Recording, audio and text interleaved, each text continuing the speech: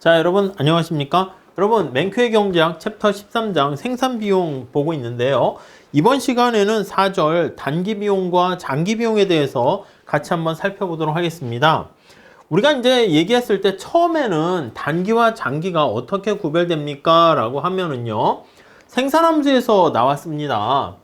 생산함수 Q가 가만히 봤을 때 노동은 늘렸다 줄였다 쉬운데 자본은 늘렸다 줄였다가 어려운 경우가 생깁니다. 그래서 이렇게 K가 고정된 경우, 이렇게 고정된 경우는 이게 늘렸다 줄였다를 못하죠. 그러니까 고정비용이 존재하게 됩니다. 그래서 얘는 존재하게 되고, 그런 경우가 단기다 이렇게 보시면 되겠고요. 그게 아니라 시설 용량까지 늘렸다 줄였다 할 수 있는 거야. 그래서 우리 두 번째 줄에 보시면 기업이 며칠 후에 의사결정, 뭐 일주일 이럴 때는 공장의 시설 규모를 어떻게 늘렸다 줄였다 할 수 없죠. 짧은 기간이잖아. 그래서 이게 뭐 며칠 후에 어떤 기업의 의사결정이다 이렇게 얘기를 하게 되면 이런 경우로 우리가 단기다 이렇게 얘기를 할 수 있고요. 그게 아니라 몇 년 후에는 K를 늘렸다 줄였다 조정을 할 수가 있습니다. 그래서 이게 가변적이라는 것이죠. 자, 이렇게 조정을 할 수 있게 되면은 TFC가 없어요. 이게 빵이 되는 경우입니다. 이렇게 되는 경우에는 거기 나와 있는 것처럼 며칠 후가 아니라 몇 년 후 이렇게 될 거야. 이해 가세요? 몇 년 후 기업의 의사결정은 장기다 이렇게 보시면 되겠습니다. 이해 가시죠? 자, 그래서 밑에 A의 단기 평균 총비용과 장기 평균 총비용과의 관계 그런 것들이 있는데 그게 이제 고정비용이 존재하느냐 그렇지 않느냐에 따라서 달라지게 되는 거예요. 그래서 이 K와 관련된 게 공장의 어떤 설비 이런 거 있잖아. 그래서 공장의 설비 규모 이런 것들은 단기에 늘렸다 줄였다 할 수가 없기 때문에 그런 게 존재하게 되면은 바로 단기가 되고요. 장기에는 이제 설비를 늘리는 것뿐만 아니라 줄여가지고 폐업까지 할 수가 있는 거죠. 그래서 새로운 공장을 건설하거나 이런 경우 K를 늘렸다 줄였다 할 수 있는 경우니까 자 밑에서 세 번째 줄 볼게요. 보드사 가지고 얘기하는데 공장을 확장을 한다거나 아니면은 거기 보시면 신규 공장을 건설하게 되는 겁니다. 또는 기존 공장의 일부를 폐쇄하는 거야. 그래서 기존 공장의 일부를 폐쇄한다 이렇게 보시면 되겠습니다. 그래서 이렇게 되는 경우는 우리가 장기다 이렇게 보시면 되겠습니다. 자, 그래서 맨 마지막 제출 보세요. 단기에는 고정비용이지만 장기에는 가변비용이 될 수 있는 것들이 많이 있습니다. 공장의 설비 같은 것도 그렇게 되고요. 자, 여기 그림에 나와 있는 것처럼 어떤 공장의 시설 규모에 따라서 이렇게 나타냈어요.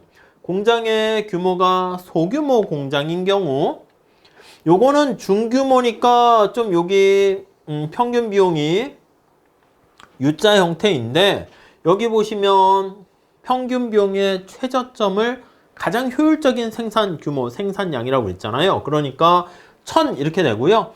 장기의 평균 비용 곡선은 이렇게 되는 거 알 수가 있습니다. 자, 이렇게 소규모 아니면 여기 대규모, 중규모 이렇게 나와 있을 때 여기 아니고 자, 이렇게 시설 규모에 따라서 세 개의 형태가 나와 있는 것을 알 수가 있게 되는 것이고요. 자, 그래서 우리 거기 한번 보시면 두 번째 줄 볼까요? 이 기업은 장기 평균 비용 곡선 요 셋 중에서 선택을 할 수가 있는 거야. 그래서 기간이 길게 되면은 예를 들어서 거기 보시면 U자 형태가 되는 건데 지금 얘기한 것처럼 장기에는 여기 기업의 규모까지 조정이 가능합니다. 규모까지 조정이 가능 이렇게요. 그래서 예를 들어서 만약에 Q가 1000개를 생산한다라고 할게요. 이거를 생산시, 이렇게 생산시. 자, 만약에 소규모인 경우는 어떻게 될까? 여기서 보면 소규모인 경우에는 이렇게 돼서 이렇게 되니까 여기서부터 쭉 보면 여기가 평균 비용이 될 거야. 이해되십니까? 자, 두껍게 한번 그려볼까요? 두껍게 그리는 게 더 도움이 될까? 한번 보시죠. 자, 여기서 보면 이게 소규모일 때는 이렇게 되니까 비용이 여기가 든다니까? 그런데 지금 살펴본 것처럼 중규모일 때는 여기가 되니까 비용이 여기가 되고요. 너무 크게 하게 되면 어떻게 됩니까? 규모가 너무 커지게 되면은 이것도 바람직하지 않아요. 여기 일부러 맞춰서 그렸습니다. 이렇게 되는 거야. 자, 그러면 지금 도대체 뭘 하려고 하는가라고 하면요. 이걸 잘 보세요. 100개를, 1000개를 생산할 때 여기 보시면 중규모랑 소규모, 대규모 하는 것보다 중규모가 가장 비용이 저렴한 거 아니겠습니까? 그래서 우리가 봤을 때 어떤 점에서 생산하는 게 제일 좋은가? 중규모 시설 생산, 시설 규모를 중규모 공장에 설비를 맞춰서 생산하는 게 가장 최적이다라는 것을 알 수가 있게 됩니다. 지금은 3개만 그렸어. 그래서 여러분들께서 만약에 생산량에 따라서 3개니까 요걸 밑에 감싸는 요런 모양 그려지십니까? 요렇게. 여기서부터 생산 더 할 때는 검정 색깔보다는 빨간 색깔이 밑에 있잖아. 그러니까 중규모로 생산하는 거지. 그래서 생산을 쭉 하다가 여기서부터 생산을 더 늘리려면 예를 들면 여기서 한번 볼까요? 생산량을 여기에서 한다고 합시다. 오, 예. 이렇게 되면 여기 한번 보시죠. 이렇게 되면 저희가 뭐 2000이라고 할게요. 2000개를 생산할 때는 검정 색깔은 여기고 빨간 색깔은 여기고 녹색깔은 여기잖아. 그러니까 어떤 방식이 최적이야? 녹색깔이 최적이지. 그래서 이렇게 되는 것을 알 수가 있습니다. 이해 가세요?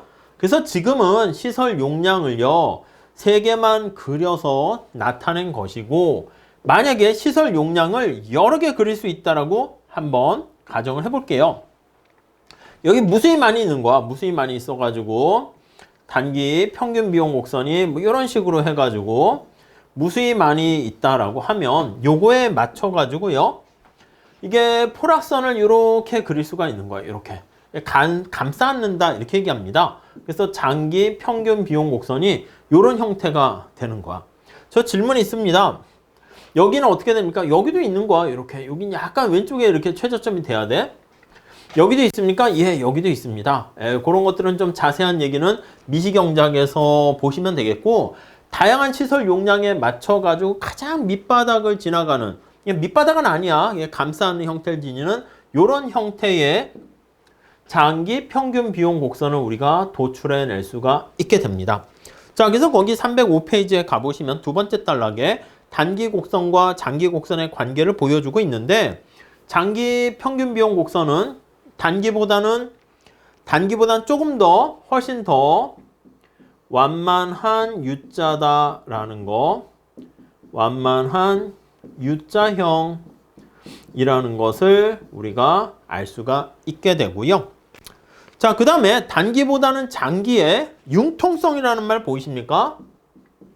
장기의 융통성을 더 이렇게 우리가 발휘할 수가 있게 됩니다. 융통성을 발휘할 수가 있게 되는 것이고 본질적으로는 과거의 단기 선택, 기초한 그거에 얽매이는 게 아니라 장기에는 기업이 원하는 시설 규모까지 조정을 할 수가 있게 되는 것이죠. 자, 밑에 숫자를 가지고 보고 있습니다. 자, 단기에 포드사가 자동차를 하루에 생산할 때 1000대에서 이렇게 1200으로 늘리려고 한다라고 할게요. 그럼 만약에 지금 중규모 시설 규모를 선택했다 합시다. 그럼 요걸 따라서 이렇게 평균 비용이 올라가야 되는 거 아니겠습니까? 자, 다시요. Q를 1000에서 네, 여기 1200으로 증가시키려고 합니다. Q를 1200으로 증가시.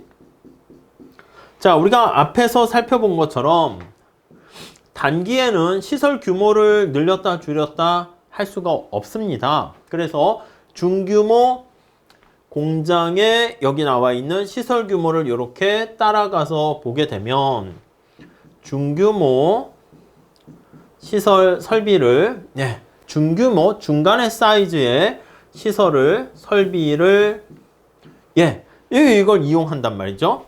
이용 시 평균 비용은 어떻게 됩니까? 증가합니다. 여기 있는 것처럼 1000에서 만인가요? 10,000에서 12,000원으로 올라갑니다. 얘가 상승해요. 그렇지만 장기에는요. 시설 용량까지 늘릴 수 있는 거야. 그래서 시설 용량을 늘리면 이렇게 할 수 있는 거야. 요점. 여기까지도 이렇게. 여기까지도 이렇게.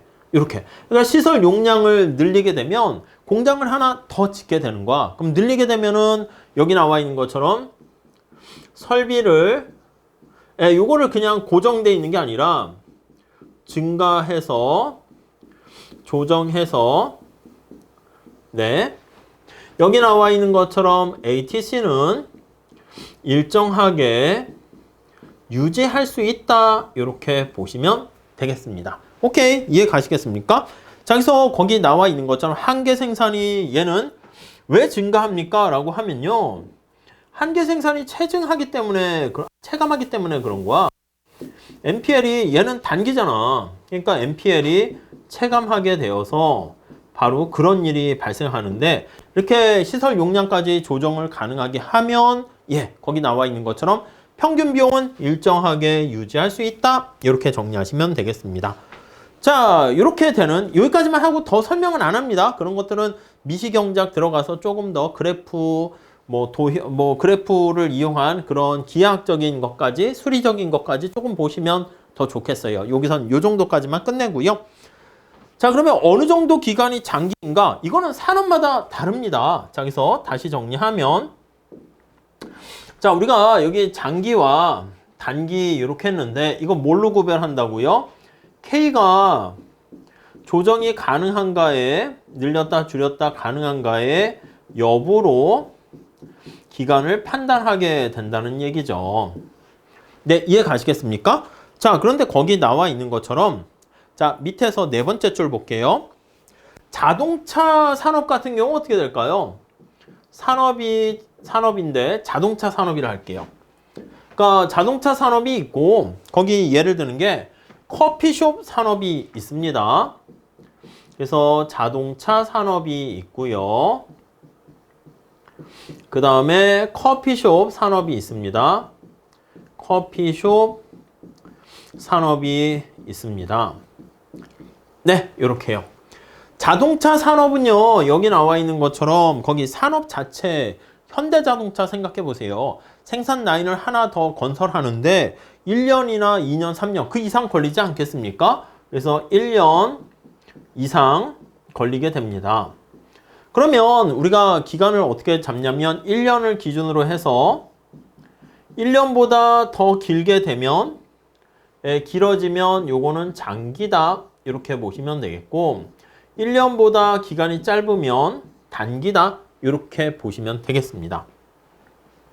자, 그 다음에 커피숍을 우리가 한번 생각해 볼게요. 커피숍 산업은요, 거기 나와 있는 것처럼 커피 기계 하나만 더 추가한다거나 매장을 인테리어를 좀 바꿔서 옆에 건물로 확장한다라고 할 때 생산 설비를 늘리기가 좀 쉬워. 예를 들면 일주일 정도면은, 일주일은 너무 짧은가? 기준으로 할 수 있다고 할게요.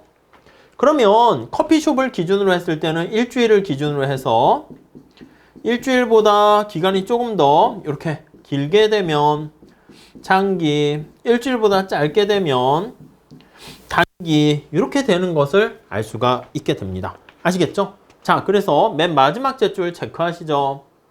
우리가 산업 자체가 자동차 산업이냐 커피숍 산업이냐 그렇게 볼 수 있듯이 기업과 생산 기술에 따라서 장기 단기가 달라진다. 이렇게 보시면 되겠습니다. 오케이? 그래서 기업의 어떤 생산 기술 이런 거에 따라서 우리가 약간 달라진다. 기간이 정해진 거 아닙니다. 네, 그렇게 보시고 다음에 우리 규모의 경제와 규모의 불경제 한번 보겠습니다. 자, 첫 번째 줄 볼게요. 장기 평균 비용 곡선의 모양은 생산 기술에 관한 중요한 정보를 제공을 해 주는데요. 거기 보시면 이렇게 U자 형태를 보인다고요. 조금 더 이렇게 할까요? 자, U자 형태를 이렇게 할게요. 이렇게 있다가 평평해지는 부분을 이렇게 고려했습니다. 그래서 장기의 평균 총 비용 곡선 이렇게 롱런 여기까지 집어넣습니다. 자, 그래서 이렇게 구간을 3개 구간으로 이렇게 나눠서 한번 볼까요? 자, 그래서 이렇게 봅시다. 여기는 어떻게 됩니까? 생산을 증가시킬 때 평균 비용이 하락하는 거야. 생산을 증가시 장기 평균 비용이, 그래서 T자 빼서 LAC라고 합니다. 얘가 하락하게 되는 그런 구간이고요. 이때는 바로 우리는 규모의 경제가 존재한다 이렇게 얘기합니다. 규모의 경제가 존재하는 구간이다. 자, 이건 뭐냐면 규모를 대량으로 했더니 경제적이다. 평균 비용이 떨어진다. 이렇게 표현합니다. 자, economies of scale 이렇게 얘기합니다. economies of scale. 네, 이렇게 얘기를 하는데 다시 정리할게요. 자, 시설 규모까지 조정을 하는 거야. 보통 그래서 장기랑 많이 연결을 합니다. 그래서 요거 보시면 규모를 증대하면서 조정하면서 자, 이렇게 생산량을 증가시 앞에 써놓긴 했는데 경제적이다. 이게 비용이 하락하는 건데 앞에 얘기한 것처럼 평균 비용이 하락한다. 이렇게 보시면 그게 좀 더 정확한 표현이다. 이렇게 보시면 돼요. 자, 여기는 어떻게 됩니까? 하면요. 여기는 생산량을 증가하는데 평균 비용이 일정한 거 보이십니까? 생산량을 증가하는데 증가시 여기 보시면 평균 에버리지 저기 나와 있는 장기도 쓸게요. 장기 평균 총 비용이 일정하게 유지되는 것을 알 수 있습니다. 이걸 거기 보시면 네 번째 줄, 다섯 번째 줄에 있네요. 장기 평균 총 비용이 산출량에 관계없이 일정하게 되면 규모에 대한 수익이 불변이다 이렇게 얘기합니다. 규모에 대한 수익이 불변이다 이렇게요. 그래서 불변 이걸 영어로 CRS라고 표현을 하거든요.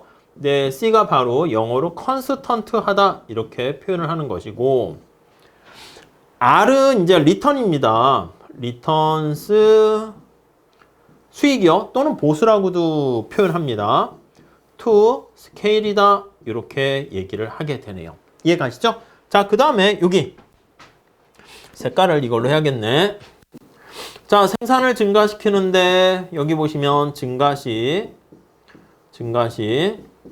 장기 평균 총 비용이 이렇게 증가하는 형태를 보인다 라고 하면은요, 이게 규모의 불경제다 이렇게 보시면 되겠습니다.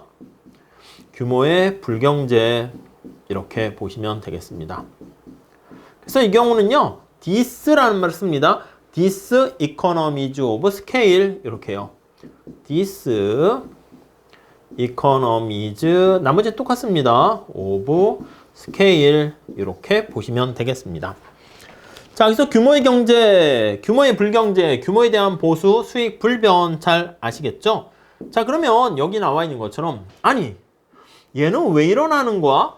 생산을 증가시키는 건데 왜 평균 비용이 단가가 하락하는 거야? 자, 거기 보시면은요. 자, 두 번째 단락에 있습니다. 규모의 경제는 생산량이 많아질수록 근로자들이 분업을 통해서 전문화의 이득이 생기는 거야. 분업을 통한 전문화의 이득이 생겨요. 전문화의 이득. 그러니까 우리가 뭐 삼성이나 현대나 대기업 같은 경우에 규모가 커지잖아? 그 어떻게 대량 생산 시스템, 뭐 컨베이어 벨트 시스템이라든가 이런 걸 통해 가지고, 아니면 여러분들이 생각해 봐. 여러분들이 어떤 변호사야. 변호사인데 내가 혼자서 변호사 일을 담당해. 그렇게 되면은 어떻게 되겠습니까? 혼자 뭐 이혼, 뭐 여러 가지 민사, 형사 이렇게 다 담당하다 보면은 어떻게 힘도 벅차고 정신이 없겠죠. 뭐 마케팅도 해야 되고 여러 가지 회계 처리도 해야 되고 혼자 다 하려면 힘듭니다. 근데 내가 어떤 로펌에 들어갔어. 로펌에 들어가면 나의 전문 분야, 내가 잘하는 분야를 쫙 파악해가지고 그러한 소송이라든가 그러한 법률 상담만 담당한다고. 이혼 담당 전문 변호사가 되면 어떻게 되겠습니까? 그 전문가라는 게 그런 거 아니겠습니까? 이것저것 다 이혼만 하게 되니까 이것저것 다 하는 게 아니니까 전문성 때문에 비용이 하락하게 되는 그런 특성이 보이는 겁니다. 아니 축구도 그렇고 야구도 그렇잖아. 아마추어 레벨에서는 내가 투수도 하고 타자도 하고 4번 타자, 홈런 타자 뭐 다 할 수 있는데 프로의 세계에서는 역할이 분담이 엄청 잘게 쪼개져 있죠. 우리가 봤을 때는 류현진 선수가 선발 투수하는데 그 중간에 나오면 안 돼? 마무리를 하면 안 돼? 근데 그것도 약간 차이가 있나 봐요. 한 끗 차이로 약간 우리가 뭐 수영 같은 거 뭐 선수라든가 육상 선수도 보면은 자기의 주 종목이 있다라고 얘기하잖아. 뭐 100m냐, 뭐 장거리냐 이런 거 있는 것처럼 그렇게 전문가의 세상에서는 더 잘게 쪼개집니다. 가수도 마찬가지. 가수도 그냥 자기가 그냥 노래를 잘하면 발라드, 재즈 뭐 다 어느 정도 하겠지만 아마추어 입장에서 봤을 땐 다 잘하겠죠. 그런데 프로의 세계에서는 자기가 좀 더 잘하는 재즈냐 발라드냐 뭐 저는 잘 모르겠어요. 아무튼 뭐 그렇게 나눌 수가 있겠죠. 자, 그렇기 때문에 분업과 전문화를 통한 이득이 발생하게 됩니다. 그래서 맨 마지막 째줄에 포드사가 다수의 근로자를 고용하고 자동차를 대량 생산할 때 현대 기업의 어떤 대량 생산 라인을 이용하게 되면 비용을 줄일 수 있습니다. 자, 그런데 자꾸 이렇게 규모가 커지다가 이쪽에서는 왜 이렇게 규모의 불경제 효과가 발생하게 됩니까? 이거는 기업의 규모가 너무 커지는 거야. 그래서 두 번째 줄에 보시면 기업의 거대한 조직으로 인해서 일반적으로 규모의 불경제가 나타나는 것은 업무 조정 문제가 발생하는 거야. 업무 조정과 관련한 문제가 생기는 겁니다. 그래서 거기 보니까 코디네이션 프로블럼이 발생합니다. 포드사의 생산 규모가 커지다 보니까 경영진의 업무량이 너무 많아지게 되는 거야. 그래서 비용을 효과적으로 통제하기가 어려워지게 되는 것이고, 그러다 보니까 이게 혼자서 경영진이 너무 커져가지고 여러분 생각해봐. 삼성, 현대 얼마나 조직이 큽니까? 그걸 위에 있는 CEO나 경영진 혼자서 이렇게만 하려면 정신이 없죠. 그러다 보니까 중간에 누수되는 낭비, 비효율성이 발생한다. 이렇게 보시면 되겠습니다.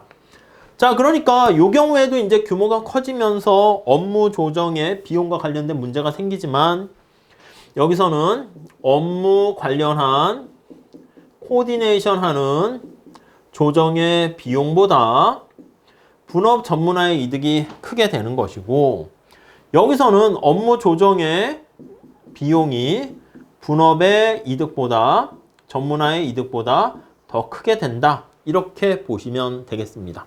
이해 가시겠죠? 그 정도까지만 정리를 하시면 되겠습니다. 자, 다음 볼게요. 자, 핀 공장에 아담 스미스 사례가 나와 있습니다. 첫 번째 줄에 나와 있는 것처럼 팔방미인은 아무것도 잘하는 것이 없다라는 경험, 비용 곡선의 속성에 대해서 시사하는 점이 있대요. 모든 것을 다 해보려는 사람은 아무것도 제대로 잘 못하는, 그렇잖아. 그래서 아까 말씀드린 것처럼 아마추어 세계에서는 모두가 야, 쟤는 이것저것 다 잘해 이렇게 볼 수 있다니까. 근데 프로의 세계에서는 그 자기의 전문 분야, 전공 분야가 이렇게 아주 세분화돼서 나눠진다는 말입니다. 그래서 거기 보시면 세 번째 줄에 어느 기업이 근로자들의 생산성이 높아지기를 원한다면 그들이 전문성을 갖출 수 있도록 업무를 몇 가지에 세분화시켜서 집중시키는 게 좋다는 거예요. 그래서 경제학의 아버지라고 할 수 있는 아담 스미스가 국부론에서 이제 핀 공장의 사례를 통해 가지고 이런 얘기를 하게 됩니다. 그래서 핀 공장 예를 한번 거기 볼까요? 한 사람이 철사를 뽑아내는데 그 다음 사람은 이를 곱게 핍니다. 그러니까 혼자서 다 하는 게 아니야. 세 번째 사람은 이것을 자르고요. 네 번째 사람은 이것을 고정하고 다섯 번째 사람은 철사 끝부분을 갈아가지고 머리를 붙이게 됩니다. 핀이 뭐 이렇게 생겼을 거 아니겠습니까? 이렇게. 그러니까 자르고 갈고 고정시키고 머리를 붙이고 이런 작업을 합니다. 자, 그래서 철사에 머리를 붙이는 작업은 또 각별한 기술이 필요하대. 핀을 힐게 하얗게 칠하는 것도 기술이 필요하고요. 핀을 종이에 꽂는 거, 그것도 하나의 전문 기술이라 할 수 있습니다. 그래서 여기서 어떠한 역할을 하는가를 자기가 분야를 정하는 거야. 조금 더 잘하는 거에 대해서 역할을 분업을 해서 역할을 나눕니다. 그래서 그거는 이제 반복해서 하다 보면 숙련도가 높아지겠죠. 그래서 그게 이제 전문화라고 하는 것이죠.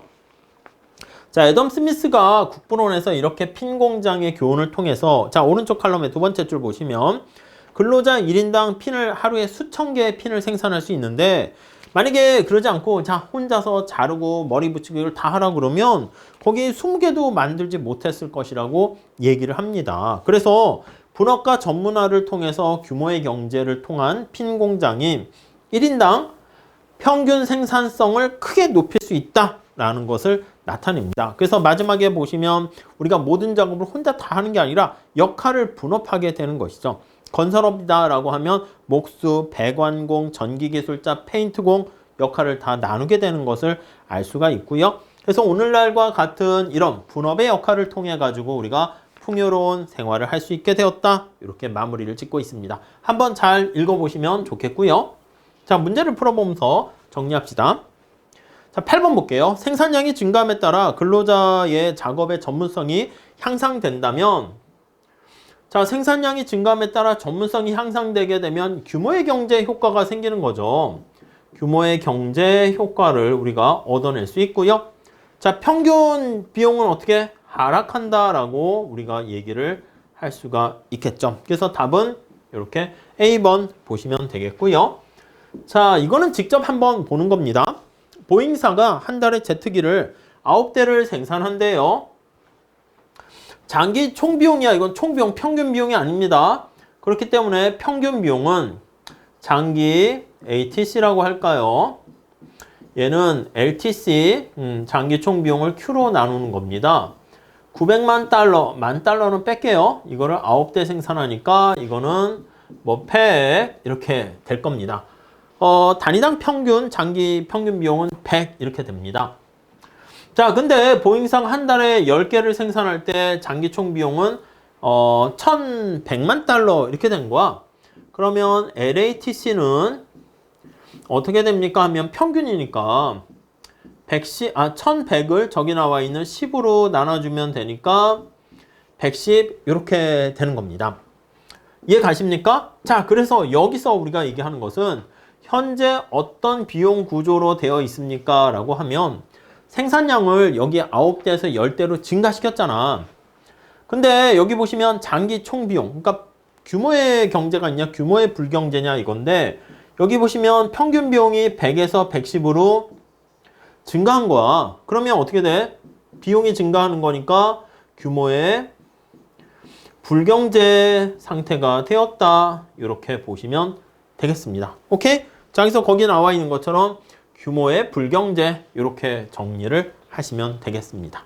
네, 그렇게 봐주시고, 자, 그 다음 이제 마무리 결론에는 우리가 생산량과 가격 결정 행태 이런 것들 기업에 대해서 우리가 살펴볼 건데, 먼저 생산 함수와 관련된 비용 그 얘기를 좀 한 거예요.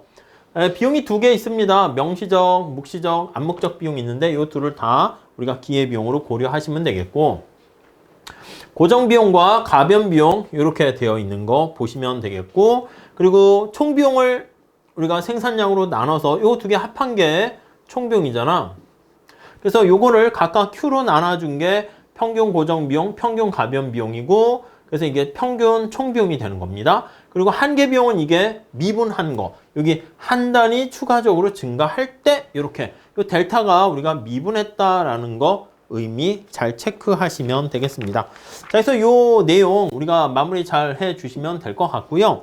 역시 뒤에 연습 문제 있잖아요. 그거 숫자 표로 나타낸 문제들이 많이 있는데 그거 한번 잘 체크 정리해 주시면 아마 그 개념 이해하는데 뭔가 명확하게 잡히는 게 생길 겁니다. 아셨죠? 자, 이 정도만 정리하시고요. 다음 시간에 또 이어서 같이 공부하도록 하겠습니다. 감사합니다.